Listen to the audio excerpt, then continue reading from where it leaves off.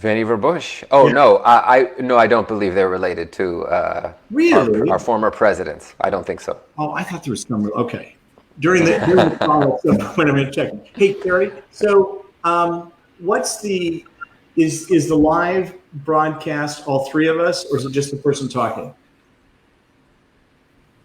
I have screen options, so right now it's all three of us, and then I will switch them as we move around. Okay. So, Great. Good. Hey, so did you talk to Jamie about History Camp Virginia? I did not. You're in DC area, right? I am in DC. So, Perfect. So a couple of things. So we do an annual event, and we're optimistic it's going to take place again next year in a few places across the country. It's called History Camp. It has nothing to do with camping. It has everything to do with adults who are really interested in history coming together. There's no event like it. The one up here in Boston, which is the oldest one, I started about 7.5 years ago, would have drawn this year 550 people. And we had people registered. That was capacity, by the way. We had people registered who were going to fly in from California, flying in from New Mexico. So it's a really interesting thing. It's all aspects of history. It's a broad cross section. So think about joining us there as a presenter. And we have Carrie there in Virginia, scouting locations in Richmond, right? That sounds wonderful. Right. When are you guys planning it for? Well, usually November for Richmond. Right now. Right. So not this year, but next year. So it's a ways out, but yeah. Well, it sounds wonderful. I'd love to hear more about it offline. Keep you posted. Yeah, it's a good time. It's a really it's a very democratic process. It brings together people who authors such as yourself or professors, ardent amateurs, right? Various people who have an opportunity to present. We had more than how many sessions do we have this year planned? Carrie, 50 plus, something like that. Yeah, for Boston, yeah. So it's an environment. At the other 25. Yeah. So it's an environment where people come in and they have an opportunity to choose at each time slot and so forth. Anyway, it's That sounds great. It's really people love the event. So we'll get like 10 months in advance. It'll be things like, hey, I'm making my vacation plans for next year. Yeah, I appreciate it. I'd love to. It sounds great to me. Good. Okay, so we're just all right. There you go. Hey, I'm Lee Wright. I'm the founder of History Camp. I'm near Boston, and with me in Virginia is. Hi, I'm Carrie Lund. I'm the director of the Pursuit of History, and we are excited to have with us tonight Jamie Holmes. He's the author of 12 Seconds of Silence, How a Team of Inventors, Tinkerers, and Spies Took Down a Nazi Superweapon. Thanks for joining us, Jamie. Thank you so much for having me. It's my pleasure. Well, Jamie, I'm familiar with some of World War II history. I know Carrie is, some others are. This, I think, is going to be a new story to lots of people. Do you want to take us through kind of the high points? And one of the things I'd like to make sure that everyone understands, set the stage and help people understand what was going on at the time and what was all the pressure to innovate and to find a way to reduce this pending threat. So there's a few stories that I tell in the book. There's the broader story of the recruitment of scientists, of American scientists to the war effort, which I could talk about if that's what you mean, or specifically the story of the smart fuse, which was the second most important secret weapon on the Allied side during the war and one of the most important revolutionary technological developments of the war. Let's focus on that because I think everyone can figure out what the first one was, but it's interesting to me that the second is so little known. It's relatively unknown. In 1945, everyone had heard this story of the secret smart weapon, which was used to shoot down airplanes, and somehow it was gradually faded out and overshadowed by the story of the atomic bomb. But to set the stage for why the weapon was needed, which will help explain what it was. At the beginning of the war, it was very, very difficult for the Allies to shoot down airplanes. So in the early weeks of the Blitz, when the Luftwaffe was bombing London in September of 1940, the ratio of fired anti-aircraft shells to downed airplanes was 20,000 to 1. In other words, it took 20,000 shots to take down a single airplane. This was described in a metric known as rounds per bird, or RPB. By the end of the war, that number is 100 to 1. But at the beginning of the war, as one American physicist put it, it would be just a sheer stroke of luck to hit anything. So one of the greatest scientific and engineering challenges of the war, for the Germans too, and the British, and for us, was to figure out a better way to shoot down airplanes. Now, there was a few problems. Why were we so bad at it? We needed better radar. We needed better aiming devices. But the third problem was the kind of explosive shell that we used. They used, think of these, the huge 2,000, 4,000, 10,000 pound guns that you see in fields, artillery pieces, or on Navy ships. They have these 50-pound shells, and these were explosive shells. In other words, you're trying to shoot it in the path of an aircraft and have it blow up and have the shrapnel take down the airplane. At the time, they used, for distance targets, there's something called a clock fuse. A clock fuse, as it sounds, is a little timer. And you would put this inside the shell, and you would have to set the clock fuse for, say, 10 seconds, and then load it and fire, and you would look through your telescopic lenses and try to predict the flight of the aircraft and hope that the timer that you've set in the shell fuse would line up with where your prediction was. And as you can imagine already, it was very, very difficult to get the timing down. You had to get the shell to explode within a window of 1/40th of a second, which was practically impossible. So the hope for the Allies, and the Germans also wanted this technology too, was what if we can invent a kind of a sensor that's put inside of a shell, some sort of electronic sensor that can automatically sense when an aircraft is near and blow up in proximity to the airplane. That's the proximity fuse, hopefully within 70 feet, and take it down so we can get rid of these horrible clock fuses. And that was the smart fuse, and that was the goal at the beginning of 1940. And we could talk about one of the reasons why, the reasons why people thought that was nearly impossible and why it was so difficult and the challenges that they faced. But that's what the weapon was and why it was needed. Well, let's then go back a little bit to the recruitment of scientists and engineers and so forth, and then how that led to concentrated effort on this and ultimately the development of this. Sure. Do you mean the broader recruitment of scientists, or these scientists that worked on the smart fuse? Why don't we start just kind of broadly of here's what's going on, and then let's zero in on this group. Yeah. The recruitment of scientists in general is a fascinating story and a subplot of the book. In 1939 or 30, actually in 39, the U.S. Army had the 17th largest army in the world. Not only were we significantly understaffed, our weapons were also seriously outdated. In 1938, the Army spent 1.5% of its budget on research. The Navy was treating radar like a hobby project. And you had a bunch of scientists who knew that the technological advancements of the 30s were going to open up a whole spate of new possibilities in terms of weapons and even medicines, and that at least in the United States, the existing Army and Navy research laboratories were insufficient, weren't going to be adequate to the task.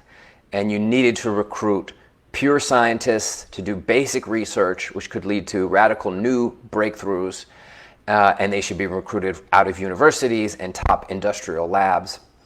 And in the late 30s, these scientists began to try to figure out what to do about it. In particular, there was an engineer named Vannevar Bush, who was a brilliant engineer in his own right. He was an inventor. He created one of the first analog computers. He was a vice president of MIT. And in 1939, Bush goes before Congress, before both the House and the Senate subcommittees, as the vice president, taking the role of the vice president of an organization called NACA, which he sat on this committee, which was the National Advisory Committee on Aeronautics. They did aeronautics research for the military. They were the precursor to NASA. And he goes before Congress and he asks for money. And he says, look, the Germans are far outspending us on aeronautics research. They have 5 major research stations, and at one single station, they have more people and more resources than we have in the entire United States. And we need immediately a new aeronautics research facility in California, and so we need money for that. And they essentially played politics with him. There was a few representatives from Virginia where the existing aeronautics research base was set up, and they didn't like that the money would go somewhere else, and they sort of questioned his motives and they questioned his expertise. And according to Bush, the argument gets so heated that it was stricken from the permanent congressional record. But if you look at the record, there are even things on it which are alarming. There are conversations along the lines of, Dr. Bush, do you believe that the Germans could put bombs in their airplanes and attack America 3,000 miles away? And Bush says, not today, Senator, but it may happen in my lifetime, in our lifetimes.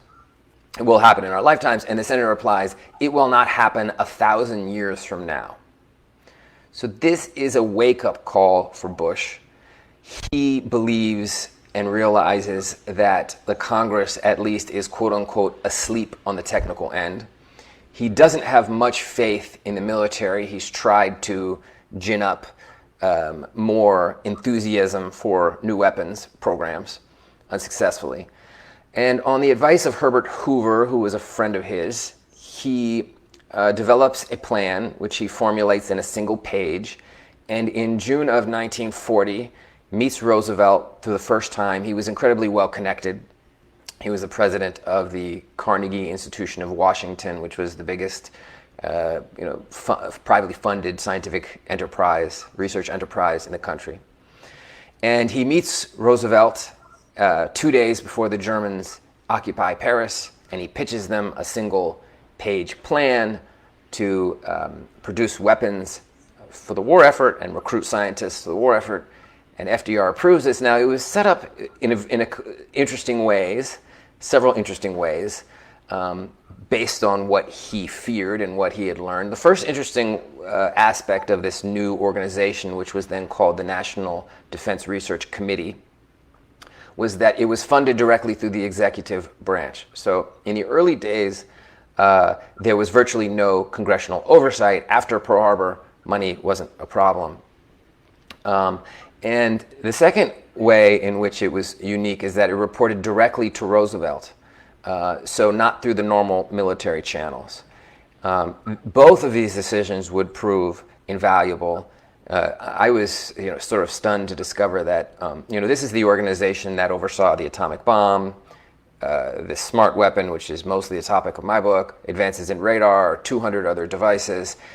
But the support was so wavering, apparently, that even in the spring of 1941, Congress actually defunded Roosevelt's emergency budget, and Bush had to go get a private loan from John D. Rockefeller to keep the research going. And Bush then, even after Pearl Harbor, would use his influence with Roosevelt to win political battles with military commanders who were reluctant to put some of his new devices into the field. And at least 2 instances had a huge effect on the war by winning these backstage political battles and using his influence with FDR. To then connect that to the Fuse story, he then he's trying to pair scientists with different contracts, and he sets up under Division A, which was responsible for new ordnance devices, a group of physicists at the Department of Terrestrial Magnetism, which was one of the Carnegie-funded research institutes, and these 4 experimental physicists, led by a man named Merle Tuve, began work at the request of the Navy on making a smart food. And the Navy says, could you guys try to figure out, you know something about electronics. Physicists of that era had to be sort of masters of all gadgets because they built their apparatuses for their experiments. Could you guys, potentially make something that would fit in a shell that could sense airplanes automatically? The Navy didn't think that they could do it, neither did the British. But this small American group that began with just 4 people and very limited resources forged ahead, and that was the beginning of what became Section T. That is very interesting. I had no idea that there was so little oversight of the Manhattan Project, which was obviously critically important to the future of the war effort and a huge financial undertaking and so forth. So that's very interesting. So then this is running also. What was the path from that initial concept that you just described, ultimately then to deployment and use in the skies over London? Sure. Well, the first thing they had to figure out was what kind of sensor they wanted to use. Before I talk about the obstacles, I want to just quickly emphasize the nature of the work early on, because it surprised me, and I think it's interesting how little liaison they had with the Navy in the early days, even if the Navy asked them to make this weapon. So in the early days, they obviously need to test electronics in a shell, an anti-aircraft shell. They can't get an anti-aircraft gun from the Navy, so they make their own anti-aircraft gun out of steel tubing. They can't get shells, so they make their own shells to test these electronic parts. They can't get access to a firing range, so Merle Tuve asks his good friend, economist who has a farm in Virginia, hey, can I use your farm as a firing range? Because it's unsafe to do it in the city. They literally look up dynamite in the yellow pages because they don't know what kind of blasting powder to use for their homemade anti-aircraft gun, and they almost blow themselves up. They move into this kind of cramped new building at the Department of Terrestrial Magnetism, and they don't have enough chairs or stationery, and the ceiling sprinklers are leaking. The head of the organization is having to write memos. We don't have enough stationery or pens, and your assistant has asked me to write a formal memorandum before I can order stationery, this kind of thing. So additionally, it's only even by October of 1940, 3 months into the project, they still only have about 15 people. The head of this, Merle Tuve, is asking for more people, asking to work full time. They're still only working part time. You see, he's begging, "Can I have workers more workers and full time workers? Can I have access to the shop more?" So I was amazed by how much he was fighting for resources in the early days. They had a small budget, $25,000. Okay, so that's sort of at the beginning. Now later, of course, it became very well organized, and after Pearl Harbor, things became quite serious, and there were really no limitations. And the Navy became a terrific partner. The first obstacle that they faced or question was what kind of sensor is most appropriate. How do you sense an airplane? Well, you can sense it by the sound of the propellers. So you could put a little microphone in a shell if you could get one to withstand the forces in a gun, and it would hear the sound of the propeller and it would blow up near the propeller. Or you could use a photoelectric sensor. So any change in light, let's say if there's a shadow of an airplane or glare of an airplane, you could have the sensor go off. You could use a heat sensing sensor. So it would, if it got close to the engine of an airplane, it would explode. And what they settled on was a radio, little radio sending and receiving device. And what it would do is it would send out a radio signal, which would bounce back off of the airplane. And after it reached a certain threshold, within 70 feet, we hope, it would send the signal to trigger. The central technical obstacles were several. The main one was the forces inside an anti-aircraft gun. So the circuitry for this was actually pretty straightforward. Tuve himself said it was based on widely understood concepts. Another physicist who worked on it called the circuitry rudimentary. So the actual design, quote unquote, was simplistic, although it had to be modified to various specifications and so forth. But the basic idea was very simple. What was very difficult was, how do you get these delicate electronics of the time to fit inside, to sustain the pressures in an anti-aircraft gun? So a space shuttle on launch endures 3 times the force of gravity. Rockets at that time were 100 times the force of gravity. Bombs are just dropped, right? That's the force of gravity. But anti-aircraft shells had to endure 20,000 times the force of gravity. So it was essentially like, trying to shoot a light bulb out of a pistol. The problem also was that the electronics of the day were very, very delicate. In particular, a part called the vacuum tube, which you can see here. This is actually the size of the vacuum tube that they used in the fuse. And there's a pen for scale, which is essentially like a little light bulb that has fine filaments. And there were other delicate components as well. The batteries were difficult to make rugged. That was the main obstacle. There were a few others, which we could talk about if you like. Well, that's fascinating. So, it's perhaps hard for some folks to remember that we didn't have some of the all the electronics, right, we're used to today or whatever, right? I mean, the transistor hadn't been invented yet. Yes, sorry. This would be a transistor today, which would control the flow of electricity, I should have said. Yeah, no, exactly. So then take us through and also to what extent was there work with this was deployed also in England, correct? Oh, well, our fuse was deployed in England. It depends on sort of how you the way this story is often told, especially in British histories, is that the fuse was invented in England and it was delivered to the Americans, and the Americans produced it, and then it was, of course, used in England, but it was their idea and we produced it. In this case, the word invention is really not quite appropriate. When we think of invention, we think, it's normally that the idea is hugely significant and the production is a menial task. In this case, it's the opposite. The idea was obvious to everyone, and the actual implementation, getting it to work under 20,000 times the force of gravity, that was the difficult thing. Only the American side did that with some cooperation with the British, but frankly not much. So yes, we were the ones they did deliver the circuitry. Merle Tuve, the head of Section T, said, they gave us the circuits. I already had the circuits before. There was a messy lawsuit. It's a whole story. You can read about it in the footnotes of my book. But the short story is the hard work was done on the American side. And it was really this engineering challenge of getting these delicate electronics to withstand these forces.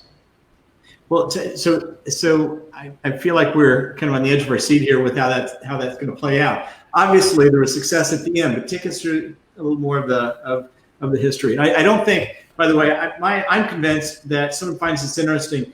Even if you tell us the details now, they're still getting the book. So, do you mean the history more of the development or the deployment, or just basically switch into this transition between this German weapon and the fuse? Well, I was. It sounded like that whole manufacturing task, the innovation around that, coming up with the right parts and so forth to withstand the pressure. Yes. So just quickly, the other major challenge was something called microphonics, which is that under 20,000 Gs, and also the shells are not only traveling 2,000 feet a second, they're also rotating over 250 times a second. And what would happen is that the delicate electronics inside the vacuum tubes would vibrate and make small acoustic noises, microphonics, and these would interfere with the proper functioning of the fuse. That was also a huge challenge. To give you a sense of how they overcame these obstacles. They hired a material science specialist at Columbia University whose name was Ray Mindland, and he went through very carefully all of the delicate parts and their yield points, and then they redesigned the tubes. They put in little mica platforms to gird the tubes. They built miniature springs like shock absorbers in the tubes. They had an entire section that was devoted to rugged electronics. They had to build rugged batteries as well. And there was a lot of trial and error. So to give you a sense of the kind of challenge it was, there are 500 parts roughly in a proximity fuse. Imagine if 300 of those parts are so important to the functioning of the device that if they fail, the device fails. Even if every one of those 300 parts is 99% effective, the fuse is only going to work overall 5% of the time. So by a year, they had already developed vacuum tubes that work 90% of the time, but that wasn't good enough. So this was a grueling process of testing parts, testing components together, trying them again, redesigning them, which is again a reason why I think the word invention doesn't really, it's not really appropriate. This was a grueling statistical challenge of slowly improving the parts until you could reach at least 50% overall operability, which was the Navy's threshold for accepting the device. Well, that's fascinating. So then take us forward to ultimately deployment and the introduction of V1s and the role that this played in taking those down. Yeah. So the Allies knew before D-Day that, and there's a whole espionage story which I go into in the book, that the Germans were making secret weapons at a base called Peenemünde. This was on an island called Usedom on the Baltic in northeast Germany, and the British were heavily involved in both human intelligence and aerial reconnaissance targeting of this base. We knew that they were making a pilotless aircraft. We didn't know what the warhead was going to be. We thought it could carry a chemical warhead. But we suspected that as in response to D-Day, Hitler would unleash these secret weapons that were being developed at this base. And one of them would be the V1, the Vergeltungswaffe 1, as Joseph Goebbels dubbed it, the propagandist Joseph Goebbels dubbed it, Revenge Weapon 1. And this turned out to be a 20-foot winged missile, or drone, if you like. And they were launched at mostly London in the summer of 1944, starting 1 week after D-Day. And over a course of 80 days, an average of 100 of these V1s were launched off of ramps in occupied France. These 150-foot rail systems, and these planes would launch off of these rail systems. They had a unique motor called a pulse jet engine, which sat on top sort of like a rifle sight, and it had steel shutters at the front of it. And these would flap open and close 50 times a second as fuel mixed with air exploded. And these opening and closing shutters were very, very noisy. If you were in London, you could hear these approaching from 5 miles away, and you can hear the sound if you're curious on YouTube. It's a horrible noise. And the V1s were called buzz bombs for that reason. And what would happen is, as they approached the target, London, the engines would cut and they would fall silently to their targets. And Londoners would talk of this silence. On average, it took 12 seconds for the V1s to fall, which is the title of the book. And Londoners would talk about how they dreaded that 12 seconds, because if you could hear the engine cut, you worried it might be you. So at the beginning, in the early phases, the Royal Air Force had priority over the skies to engage the V1s. It turned out that didn't work all too well, mostly because the V1s were faster than most RAF airplanes. They had a top speed of 408 miles per hour, and the Allied airplanes would have to fly above them and sort of swoop down to gain velocity to try to catch them. So there were a huge number of casualties in the early weeks, something like 3,000 in the first 3 weeks. And in early August, the decision was made to shift priority away from the Royal Air Force, in part, and give much greater priority to anti-aircraft guns, which were then, at that time, equipped with the smart fuses made by Section T. So what happens is, before this switch, they had a lot of guns which were in the middle of the country or south of London, between London and the coast in what was called the Kentish Gun Belt. And they had to move thousands of guns to the coast under this new strategy, under which they would have priority over the airspace and be able to use the fuse. Before this shift, they were shooting down 9% of the V1s. Immediately after the shift in August 1944 or late July, that jumps to 17%. By the end of August, the fuse is helping shoot down 79% of the V1s. And by September, the attack is effectively over. By January of 1945, according to General Frederick Pyle, who is the British head of anti-aircraft command, the fuse is helping them, his gunners regularly shoot down 100% of the V1s. So you have this very short period in which there's a radical transformation of anti-aircraft fire, which would have been unimaginable at the start of the war. Unimaginable that the gunners would be taking down more enemy targets than the fighters. General Pyle says more was learned about anti-aircraft work in 80 days than had been learned in the previous 30 years. And the fuse is taking down 1 V1 for every 100 shots. Now, they were also introducing simultaneously better radar and better aiming devices. But when the radar and aiming devices could get the anti-aircraft shells close enough, the shells were 50 times better than the previous clock fuses. Fascinating. So let me ask 2 quick questions, and then we'll go to questions that others have. So that change from 19% to 17% to, what do we say, 75% and ultimately 100. How much of that was the moving the guns? How much of it was the training of the soldiers? How much of it was maybe continued improvements in the fuse? What's really hard to apportion is, so some of it was surely the move and the priority. Some of it was certainly them getting better with the technology. I have yet to see any reliable apportionment of credit, that's what you're asking, between the radar that was used, the aiming devices that were used, and the fuse. Certainly Pyle gave the credit, the lion's share of the credit to the fuse, but I would guess that you would have to do a randomized experiment or something on it, which is obviously not what happened. Yeah, indeed. So where else was this used in the war? It was used in the Pacific. In 1943, it was introduced in the Navy. They were a little skeptical of the fuse.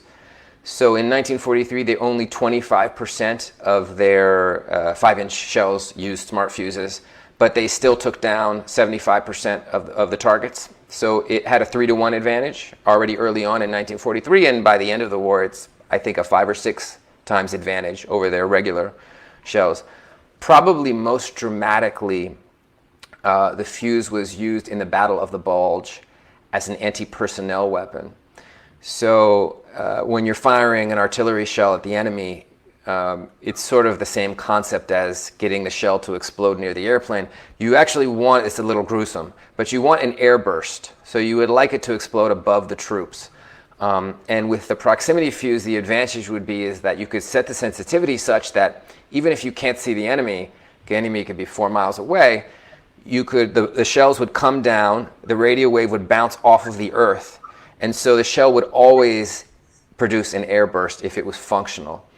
And this had a devastating effect on the Germans, and General Patton said the fuse was responsible for winning the Battle of the Bulge.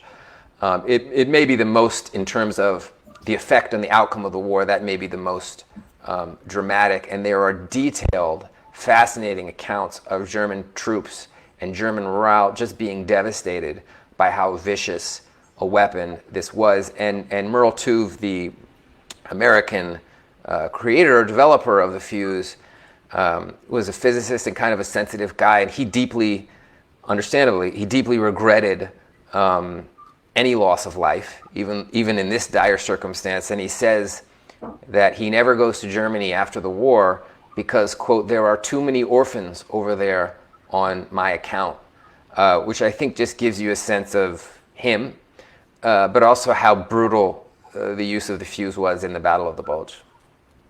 That is very interesting. The story of the fuse was new to me. The story of its role now in the Battle of the Bulge also new. And I don't know if you have a chance to see some of these comments, but the most recent one, fascinating. I will definitely buy the book. I appreciate that. Thank you, Rose. Indeed. So we had a few different questions. Carrie, I know there was a little bit of a technical glitch earlier. Are you able to join us? Let's find out. Let me just check.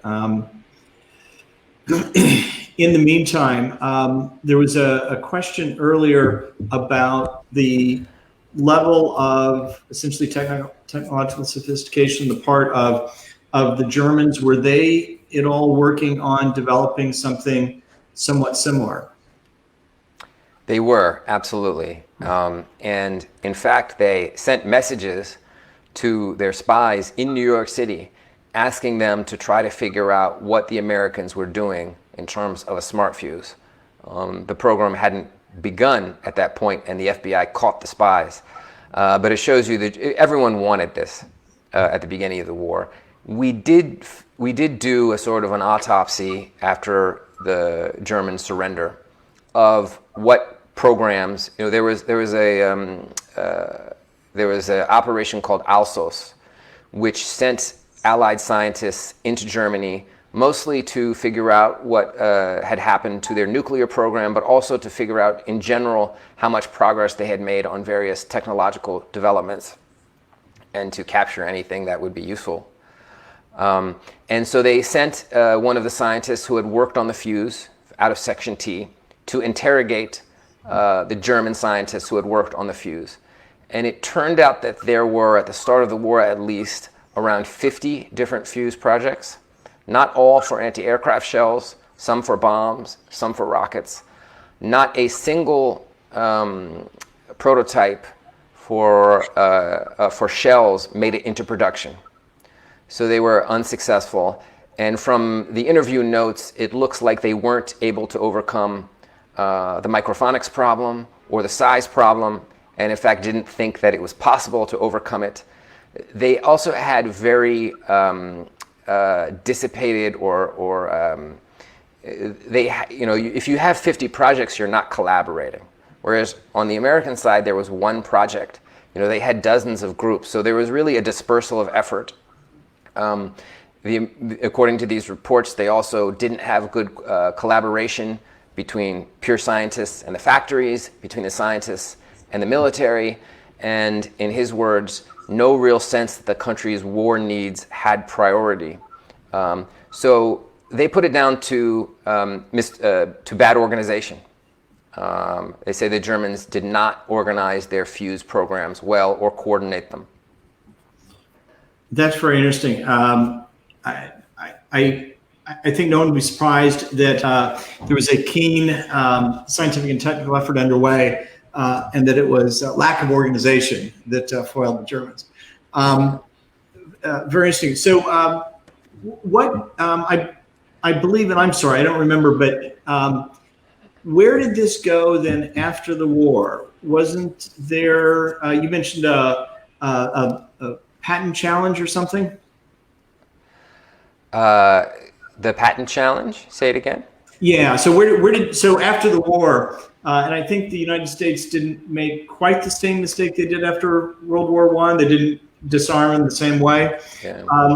What was the continued development, the ultimate kind of ownership of the technology, and how was that maybe advanced after the war? Yeah, we certainly didn't relax. our defensive posture. I think I saw one document. It may have been the late 50s. It could have been the late 40s. And there was some shocking statistic, like 70% of American physicists at universities were still involved in national defense. So you get the sense that this feeling of emergency didn't really dissipate and stuck with them. And then, of course, there's the nuclear arms race. And you can say that historians frame this organization, which was eventually called the Office of Scientific Research and Development, which was disbanded after the war. But they say this is really the genesis of the military-industrial complex. As far as the fuse itself, there are still proximity fuses out there. Gary Powers was shot down by a smart fuse. And Julius Rosenberg did steal a smart fuse at the end of the war and give it to the Russians, not for shells, but probably for rockets or mortars. Interesting. So another question, was it mostly Americans working on this? It seems that many German scientists escaped and came to the U.S. Were they then involved in further development? The story of German scientists is a fascinating one. That's a post-war story. And I found some amazing memos of, what do we do? So after the Germans surrender, the Russians come into Germany, the Americans go into Germany, and there's sort of a tug of war in which we're racing to grab onto not only any technology that we can, but also the scientists themselves. And so there's this debate. What do we do? The Russians are relocating German scientists. And we did allow certain highly valued German scientists to come to the United States, the most famously being Wernher von Braun, who worked on the rocket and then later became one of the fathers of the space age and helped work on the rocket, which incidentally was one of the weapons they were making at Peenemünde. He was the head scientist in charge of that weapon. So actually becomes a close collaborator with James Van Allen, who was a Section T scientist. So it's a fascinating story. During the war, there was careful screening. Even if you had a relative in Germany, I think they wouldn't let you work on something like this. And this was one of the most secret projects of the war, and one of the largest. By the end of the war, there's 1,000 people working on this. So it's the atomic bomb, the radar group at MIT, and then this is the third biggest. And they were very careful who they let near it. Very interesting. Well, we started talking a little bit before the live broadcast, and my encouragement was to consider coming and presenting when we do a history camp, Virginia, Boston, or another. And I think from the questions and the comments and so forth, you'd have a large audience. So I hope. Well, I would love to. Thank you for the invitation. We would love to have you. And for folks watching, Carrie and I just about every week talk about what it's going to take to have these live again. We are very keen to do that. Jamie, it's great to have you. We really have enjoyed tonight, and this has been the case with some of our other talks, learning about something that's completely new about a subject, right? World War II generally, that people are fascinated with, than to learn an important part of it. Oh, thank you so much, Lee. It's my pleasure, and thanks for having me on. Well, we're delighted to. So next week, same time, we will have Chris Klein, and his book is When the Irish Invaded Canada. Chris has been a friend of History Camp for some time. He's spoken at History Camp, and Chris is a great guy. In fact, he spoke, I think, a couple of years prior with another book of his. So that's what we'll have next week. One other note, so we are on platform number 3 for doing this, and we still haven't quite worked out all the technical kinks. Carrie usually comes back in and joins at the end. So on behalf of her also, I'll say thanks very much for joining us. So have a good evening. Thank you. Thanks, Jamie. Thanks a lot.